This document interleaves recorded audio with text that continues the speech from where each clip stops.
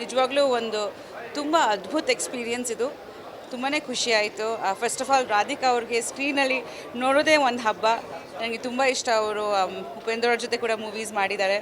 And ಈ movie ಅಂತ ಒಂದು ತುಂಬ ಫ್ರೆಶ್ನೆಸ್ ಇದೆ.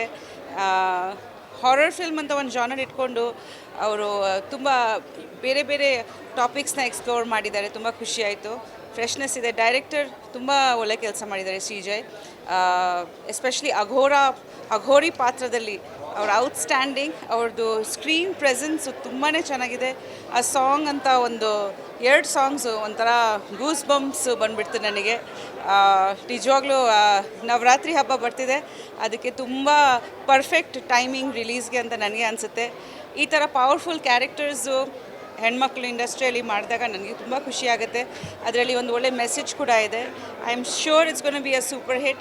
ರವಿರಾಜ್ ಅವ್ರಿಗೆ, ಡೈರೆಕ್ಟರ್ಗೆ, ಇಡೀ ಟೀಮ್ಗೆ ಆಲ್ ದ ವೆರಿ ಬೆಸ್ಟ್ ಹೇಳೋಕ್ಕೆ ಇಷ್ಟಪಡ್ತೀನಿ. ಅದರಲ್ಲಿ ಅಂತ ರಮೇಶ್ ಅರವಿಂದ್ ಸರ್ದು ಆ್ಯಕ್ಟಿಂಗ್ನೂ ಅದ್ಭುತ. ಯಾವಾಗ ಅಷ್ಟು ಚೆನ್ನಾಗಿ ಇನ್ನಸೆಂಟಾಗಿ ಮಾಡ್ತಾರೆ, ಟಕ್ಕಂತ ಒಂದು ವಿಲನಿಶ್ ಲುಕ್ ಬಂದುಬಿಡುತ್ತೆ. ಅದು ಯಾರೂ ಅಂದ್ಕೊಂಡಿರಲ್ಲ. ಸೆಕೆಂಡ್ ಹಾಫ್ ಪೂರ್ತಿ ಅವ್ರದ್ದೇ. ಆ್ಯಂಡ್ ಫಸ್ಟ್ ಹಾಫು ರಾಧಿಕಾ ಅವ್ರು actually extraordinary. Wishing the whole team all the very best. Anu ಅವ್ರಿಗೆ ಕೂಡ she is also looking very beautiful. Of course wonderful performer ಅವರು. ಸೊ ಇಡೀ ಟೀಮ್ ತುಂಬ ಒಳ್ಳೆ ಮೂವಿ.